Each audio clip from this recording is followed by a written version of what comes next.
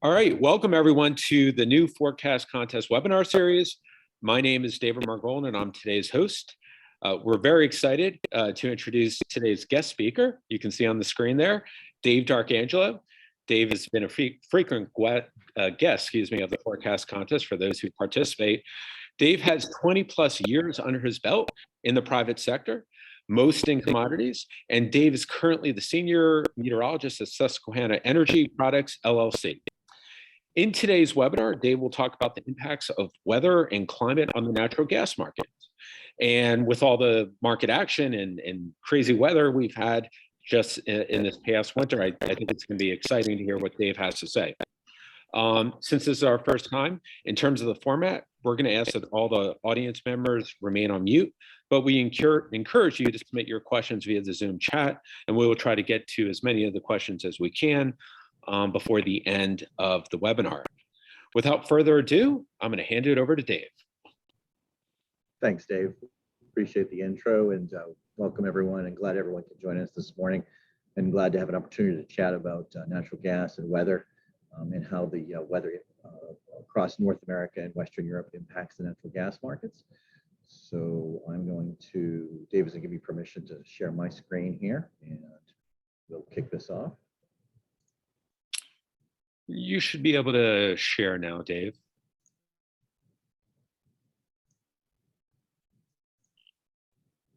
It says cannot start screen share while the other participant is sharing.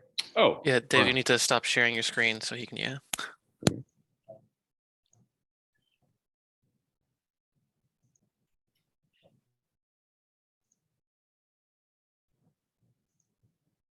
Perfect. All right, so I thought I'd start off this morning by doing a recap so far of winter 21-22. It's actually a winter that has shown us quite a few different looks, and there's always a kind of a tone to the season. This year's tone has been a bit more volatility than I think maybe many of us expected going into the season. So the way we'll look at this is we'll look at the season in kind of three tranches. And the winter this year started off with very mild conditions. The map I'm showing right now is the temperature anomalies from December 1st through January 1st. This was actually on the heels of a rather mild November, but December was markedly warm across the majority of the country, particularly the natural gas demand centers. So natural gas demand, as you'd expect across the United States, is intensive where people live, and that's predominantly by the Northeast, major Northeast cities. Texas is a huge user of natural gas, as well as the Midwestern cities centered on Chicago. And then obviously there's a small portion of that centered in the West, particularly in California. But across most of the major demand centers, December was an incredibly warm month. It actually came in as the second warmest December since 1950. You saw anomalies of over 10 degrees above normal across the Ohio Valley and most of the mid-Mississippi and lower Mississippi valleys, including the energy-intensive areas of Texas. So we came out of the heels of a very warm December, and it was a very La Nina-dominated December. Looking at the 500 Millibar Anomaly Map now for that period, December 1st through January. This is January 2nd. The bottom line here across the Northern Hemisphere at 500 millibars, there was one feature that largely stands out, and one is that its massive Aleutian high across the North Central Pacific was a very dominant feature. That's also a dominant feature across the La Nina winters. So from that standpoint, it wasn't a huge surprise. On the eastern side of that high across central and western Canada massed up a massive amount of cold air. And that's where most of the cold air stayed for all of the month of December, with almost no intrusions into the energy-intensive areas of the eastern and central United States. So the southeast United States was dominated by a ridge. It was a faint negative NAO, but it really was overwhelmed by that North Pacific signal. I think the hallmark of this winter has really been a Pacific-dominated winter. Underneath that Aleutian ridge and a large high was a cutoff low pressure that was kind of between Hawaii and the dateline. And it's the interplay between this large ridge in the North Pacific and the subsequent low pressure across more of the lower mid latitudes or kind of the northern subtropics that was a big determinant of how the rest of winter played out. The other thing I want to point out is that the energy markets across Europe have been very active for the past year. That's because natural gas storage in Europe has been very low going into this previous winter. And obviously, there's large geopolitical risks centered around Europe as it relates to Russia and Ukraine. Some of those concerns saw a lot of energy excitement in the second and really the second half of last year. And The month of December was dominated by largely cold weather across Scandinavia, Eastern Europe, and Western Russia. And because of the cold weather there, we saw a large increase in natural gas prices across Europe as well. There was only a faint ridge across Western Europe. That changed when I show you these next set of maps. But really, I want the focus to be more on the North Pacific, kind of from that Alaska region to Hawaii. And in the second set of maps, we're going to see mostly the month of January and the first half of December, correction, the first part of February. And in January and early February, there was a marked change to the pattern. No longer was a predominantly mild pattern. We actually saw quite a bit of cold air show up in the United States. In fact, it was almost a flip from what we saw in the month of December. So on the heels of the second warmest December, we actually had our coldest January across the United States since January of 2014. And we had very cold temperatures centered from the Northeast to the upper Midwest. Texas was quite cold, and even some cold spilled into energy intensive areas of the Southeast, notably the city of Atlanta. The West was kind of on the normal side and wasn't very consequential, but there was a large transition between December and January. A lot of the forecasts that we saw coming out of December were slow to catch on to this. There was maybe a bit of a hesitancy to believe in what would end up being a rather cold month. And a lot of the forecasts were kind of tempering that view of cold as we saw models around Christmas and New Year's start to lean towards the colder direction. I know on my part, there was a bit of a hesitancy as to how much cold you'd see in the United States, how long and how intense. The interesting thing about this cold that we saw in the month of January, though, was there was no single severe outbreak. Instead, what I think we saw was a kind of grinding cold. It was a number of days that averaged slightly below average to below average, but there was no severe cold. We've actually had much colder days in several of the previous winters. Nothing of this January matched those very cold days, but it was the longevity of the cold that I think that was very interesting and really kind of ground away for 5 weeks with several high impact weather events, one across Texas for a snow and ice event, and then several across the upper Midwest and Northeast, interior Northeast. So there's two tones to winter. One is the very mild beginning, and then the transition towards a very cold January and early February. And since about the end of the first week in February, we've had another transition in kind of what we think now is the third chapter of winter. But I want to share with you first the 500 millibar map for that time period that we just showed, which was January and the first week of February. And again, I want to bring your attention to that North Pacific region. This was the previous map in the month of December when we had a very large ridge over it just south of the Aleutians, and then a trough that was centered between Hawaii and the dateline. In the month of January, there was a transition towards much more ridging that had transitioned east towards Eastern Pacific, Alaska, and Northeast Russia. And this trough, which was centered between Hawaii and Alaska, started to retreat to the west and took up residency more between Japan and the dateline. That transition allowed the door to open up for some of that Western Canada cold to center more over Hudson Bay. And with that, obviously, a much more direct line getting into demand centers of the Northeast, Midwest, and Southern United States. Again, I think it's a Pacific-dominated winter. The Atlantic portion hasn't been very notable in terms of blocking anomalies. Neither has the pole, for that matter. And then turning our attention to what happened in Europe is, we mentioned in December that Europe had cold Eastern Europe and Scandinavia. That stuck around for the better part of the month of January. The exception, though, was Western Europe, particularly Germany, the UK, France, and Spain. So much more ridging kind of butting up against that. So the energy demands across Europe actually diminished in the month of January. Despite cold to the east, a lot of the large cities of the western half of Europe saw much milder conditions. But the notable change in the US was largely driven by this Pacific move. And it's likely that even though it was subtle, the transition between a very warm December and what ended up being a rather cold January was likely driven by some of the tropical forcing across the Indian Ocean, Indonesia, and the Western Pacific. The transition of really what was largely the MJO there was allowing the La Nina pattern, which dominated December, to kind of break down. And with the cold air already kind of massing and bottled up in central and Western Canada, that repositioned towards Hudson Bay and obviously spilled much more into the United States over that 5-week period. However, in the last few weeks, notably since about the 6th or 7th of February, we've seen a third transition, and the third transition looks like this. And this is the anomaly map for the last 2 weeks, from the 7th of February through yesterday. What you see is much more warm anomalies start to show up over the Northeast, the Central Plains, and much of the Western United States. There's only pieces of cold that are left, some along the Gulf Coast, which aren't very energy-intensive areas with these kind of anomalies. And then pieces of cold that are kind of still breaking into the upper Midwest, particularly across Minnesota and the Western Great Lakes. This is kind of a bit more of a piecemealing pattern. It's not super warm like December, and it's certainly not consistently cold like January. So what does that 500 millibar map look like for the past 2 weeks? Well, one, it's notable in terms of how strong the ridge is in the Northeast Pacific, but notice this portion over Alaska, which was ridging over much of January, has actually seen some troughiness bleed back there.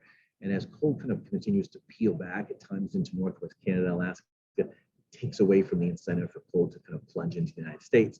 So you get some cold dipping into the upper Midwest and Great Lakes, but it's a little bit more of a piecemealy fashion. And so we're going to like a late season version of maybe what we saw in early winter, although it remains to be seen kind of how the rest of the season is going to play out. At times, it's looked like we wanted to go more back towards that La Nina base state that we saw firmly entrenched in December. At other times, the models seem to want to indicate that we go back towards a pattern that we saw in January, which was predominantly cold. So I think we're in a little bit of a flux period here in these last 10 days or so of December, or correction, the last 10 days of February, as the direction that the winter wants to go. And we've had this large area of low pressure set up across the far North Atlantic and then a ridging across southern half of Europe. And what that's allowed to do is a very active jet across Northwest Europe. There's been some exceptional wind events across the British Isles and Northwest Europe in the last couple of weeks. In fact, one notable one in the UK on Friday. I heard it was the largest wind event, well, the most widespread wind event in 30 years for them. So they've just kind of on the result of that. It's a really strong North Atlantic jet. But really across North America, we've kind of seen a fragmentation of the pattern as we've kind of gone through the last few weeks. And so we're coming out of the tail end of winter with a little bit more of a question mark.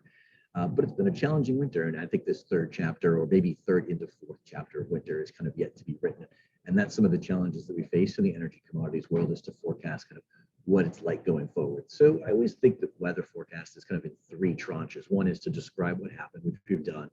Two is to kind of talk about the impacts of what we're seeing presently. And then third is the future predictions of what we're going to see. And that's the really challenging part, is to talk about the kind of the next wave of what's going to show up across North America and the energy intensive parts of the world. I want to show we'll do a quick rundown of the forecast before we talk about some of the price impacts that we've seen in the natural gas world. This is a little bit messy, so I'll try to make this a little bit clearer. What I'm showing here is the,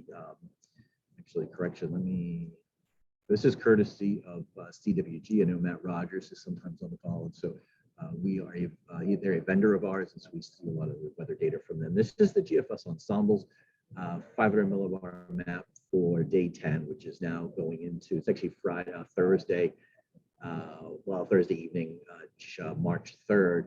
And what is this? Is the 500 millibar map over North America, and we see a large low in the North Atlantic, ridging, very strong ridging across the eastern half of North America, and then a bit of a fragmented look across the Pacific, right, between ridging over Japan, troughing now central and western Pacific, really centered on the dateline, and then ridging in the Gulf of Alaska. So the Pacific pattern has a bit of a broken look to it.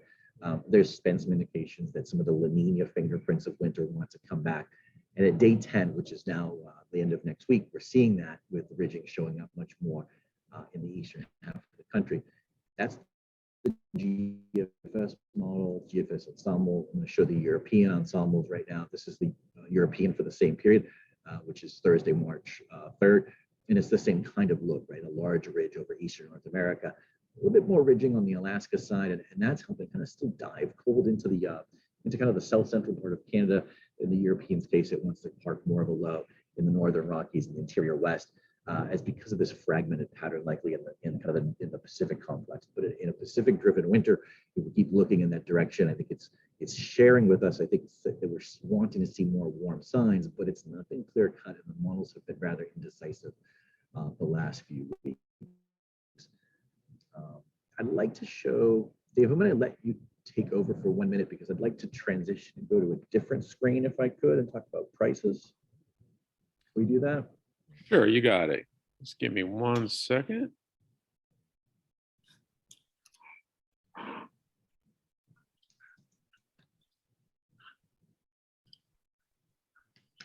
All right, I'm sharing. I'm going to stop and back over to you. Excellent. Okay, so what I'm showing now is this is a graph of the price of natural gas, and it's never a one-to-one correlation. We never like to think that weather is a significant input to the price of natural gas, and it's much more sensitive in winter. I should note that all across the northern hemisphere, and particularly the United States, Natural gas is a winter intensive product. We use much more natural gas here for home residential heating in the winter than we do in the summer, where it is used sometimes, obviously for electricity generation. But natural gas is a winter-driven product. And so what I'm showing here is the price of natural gas since the beginning of November on the left-hand side of the x-axis here. On the right-hand side is basically the current day through February 22nd. Oh, by the way, today's 2/22/22, so it's something that's kind of unusual. I've seen that thrown around a little bit today as well. So it's kind of an interesting aside. But here I want to share the price of natural gas, which was in the month of November and into December, we saw a general decrease in the price of natural gas. And if you recall, it was a time period that we were going in that was very warm. So the demand for natural gas was actually quite low against historic margins. In fact, obviously, like I said, the second warmest December since 1950. And the demand for natural gas is when it's the month of December was much, much below average. And price responded by actually lowering quite a bit from, this is the price on the right-hand side. So that's like $5.50. And down here is $4 or just under $4. So we saw price considerably in November as those forecasts for early December looked exceptionally warm. And prices stayed relatively flat for the month of December. I mentioned around Christmas time that we started to see indications that we were going to see cold in early January. But in a sense, we thought we were kind of somewhat saved for two reasons. One is that we were a little skeptical of how much cold we were going to see in the month of January. And then secondly, the month of December was so warm that we actually drew very little gas out of storage. We felt like we were in relatively good shape. So early season warmth tends to keep prices suppressed for the rest of the season. Had we seen the opposite, if we'd seen early season cold, we'd seen much more volatility because of the fear that if you have early season cold, you run the risk of quote unquote running low on gas as you go later into the winter season, particularly February and March. But because of that, prices stayed somewhat suppressed into early January, though we did start to see a grinding cold January, like I said, and prices did respond, albeit slowly and not as dramatically, because in a sense we were in good shape. Prices though rose into the first week in February here. I ignore this significant data point. There's a reason for that, but it didn't have anything to do with weather. But prices really rose back to that 550 mark during the first week in February as we saw kind of continuation of the cold. And then since that point, we mentioned the third chapter of winter has seen a bit more volatility. We saw prices dip on warm weather forecasts early last week, late last week, and over the weekend, we saw prices come back. And we've seen kind of now a settling in and kind of a midpoint with a big question mark and kind of where do we go from here?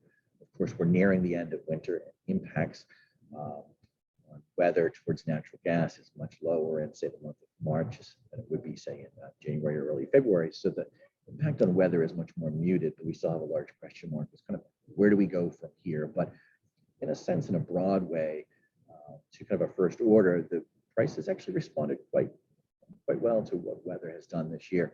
And as we kind of go through the end of winter, we're going to have a little bit more uncertainty. And then there's always the question mark as to what the next season, in this particular case, summer holds. And that is the largest question mark that probably sits out in front of the market today. As far as Europe goes, the prices there peaked in January, correction, they peaked in December. They came off considerably in January. I mentioned Western Europe turned very warm. But over really all the European commodities markets is kind of the geopolitical risks surrounding Ukraine. So that's kind of really more playing out much more significantly than weather has.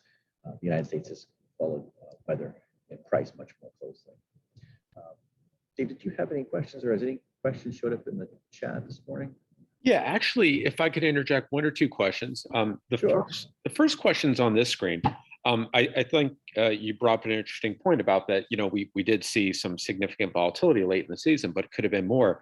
So are you saying, especially for the young folks who watch this, like if that cold we've gotten in January and more recently, if that had occurred in December, do you think that spike in December would have been higher than that spike we ended up seeing, in, was that early? Yeah, right then. Early February. Yeah. That's a great question. Yeah, I actually do. We were coming out of a relatively high price environment in the month of October. And obviously in October, you don't really, and I don't show that on this chart, but there's October is kind of that, winter's still an open book. You might have some long range views, but no one has very much confidence in them. But I do think the price spike that we ended up seeing in early February would have been much more significant have the cold come, say, at the end of November or anytime in the month of December. In fact, I actually think we were saved kind of a very serious, dire, natural gas storage impact in this country. If only we could get maybe 2 or even 3 weeks of the month of December that were just normal. I mean, we were so far above normal and very warm, over the great majority of the country. Had just a couple of those weeks been just normal temperatures, not even cold, I think we would have seen much more price spikes and much more volatility, and likely to have been higher. Yes, very likely to be higher than that early February spike. So yeah, early season cold matters a considerable amount. And this year, probably more than others, had some considerable juice kind of built into it. But when we didn't see that, prices really collapsed in the second half of November, as I recall forecasts at that time just continually showing warm days after warm days, and December bore that out. Any kind of cold you saw was very piecemeal and really ineffective at kind of overall in a macro way moving price. Right? Okay, great. And just there was one other question back to your assessment of sort of the weather and the forecast this winter. Could you not any particular forecast, but just from a general sort of vendor or market perspective, how would you sort of rate or grade the month ahead, longer range month ahead sort of forecast this winter? And B, I guess, in particular, if you would grade it, on the poor side, what do you think are, and I know it's early, I know we're not even through this winter, but are there anything that stands out in terms of lessons learned for maybe that could be applied for future winters? Sure, that's a great question. So I would rate them as the month ahead forecast is generally poor, but there's going to be a large caveat to that. I would always rate them as typically not very good or on the poor side. The seasons, particularly winter, always I think show a little bit more surprises than you think, even from a month ahead standpoint. There's 2 components to this winter that were very difficult with month ahead forecasting. One was if you roll back to preseason, and I'd kind of say that's really October or maybe November 1st, there was an impression based upon some La Nina analogs. It's clearly been a La Nina winter. There's been no doubt about that. There was an impression based on some La Nina analogs that the coldest month of the year would actually be December. And so a lot of the preseason forecasts had December as the coldest month, and then a warming trend in the middle and back half of winter. As we went through the month of November, it was slow at first, and it became very apparent. And you see that by kind of this price slide, starting like the last week in November, it collapsed going into the early part of December.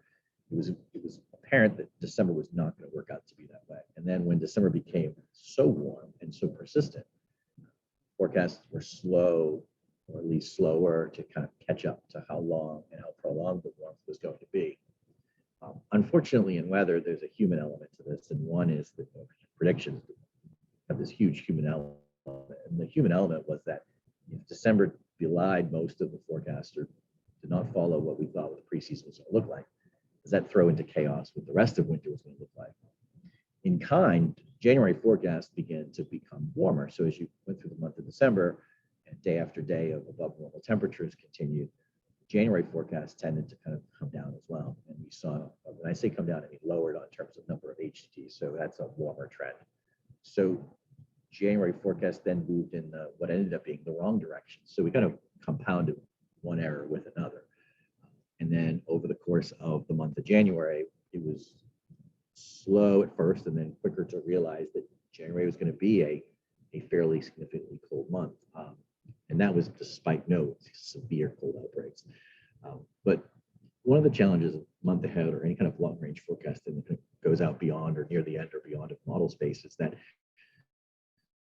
you always have this bias in the current weather that you're experiencing. And if you're experiencing and going through a period of very warm temperatures, sometimes it's a little bit challenging to kind of look through that mist and see what would be a colder turn. And that is probably always in the distribution. I think it's just challenging for us to imagine how much a part of the distribution that is. I think on both sides, the warm December and the cold January, I think that is most forecasters, myself included to some extent, we were all surprised. And that made this winter in this way uniquely challenging. Thank you, Dave. And if I could throw in one more question we had from Dr. Decker. He asked, so, now that we're sort of leaving winter, will some of the geopolitical situations in Europe and other things start to have more of an impact? And I guess I would just add to that, like, yeah, like if you could, this winter, how much of, price move do you think was just attributed to weather versus other things? And then, to Dr. Decker's question, how do you see that sort of ratio changing as we move toward the shoulder season? Sure, that's a great question, and that's a difficult one to answer. The first part is how much. I'll take the first part of how much was this past winter geopolitical versus weather. In North America, it was predominantly weather. On the European side, it was more likely geopolitical, but it's sometimes challenging to just look at a chart of price and pull either one of them out very clearly. The chart I'm showing here has obviously elements of weather, but there's also a lot of volatility in there. And it has to do with things that go beyond weather, even probably, and even more geopolitics. So it's a good question that I think has no real clear answer, but it's something that we're always trying to kind of make an assessment of. Is it, maybe it's 80-20, maybe it's 20-80. We don't know. And sometimes it's just driven by the headlines that you see across your screen every day as well. So that can kind of be a little bit difficult to foresee how that unfolds. Some days are rather quiet on geopolitical headlines, and then some days are more active. And then when that's kind of matched with days where weather is active or not active, it's, I think, a little bit difficult to kind of pull that out.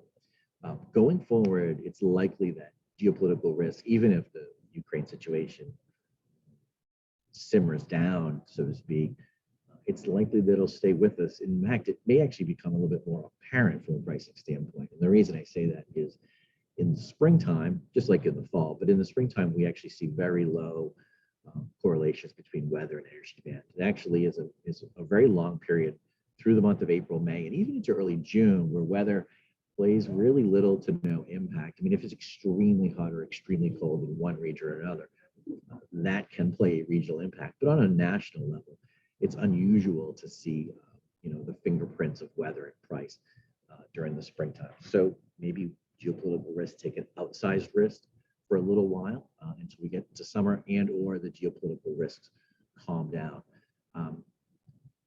But I want to say that despite what may or may not happen with regards to Ukraine, Russia, and Western Europe, in regards to energy supplies to Western Europe, the situation in Western Europe is a serious one from the standpoint that there's very low stockpiles of natural gas and a very deep reliance on renewables, meaning solar, wind, and hydroelectric. So that the circumstances which created a challenging winter 21-22 are likely still, even with calmer geopolitical tensions, those scenarios and price volatility around weather will still likely be with us for the balance of this year into next winter as well, because the stockpiles of natural gas are low. And then you throw on top of it the risk that you may even see less supplies of natural gas from the east, Russia fields in the Ukraine. So those are good questions.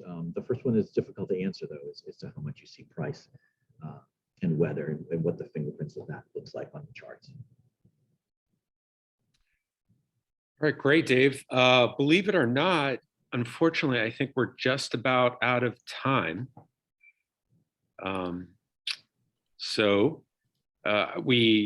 Dave, appreciate you being here today with us and sharing your time. And I hope everyone found Dave's discussion as helpful and informative as I did.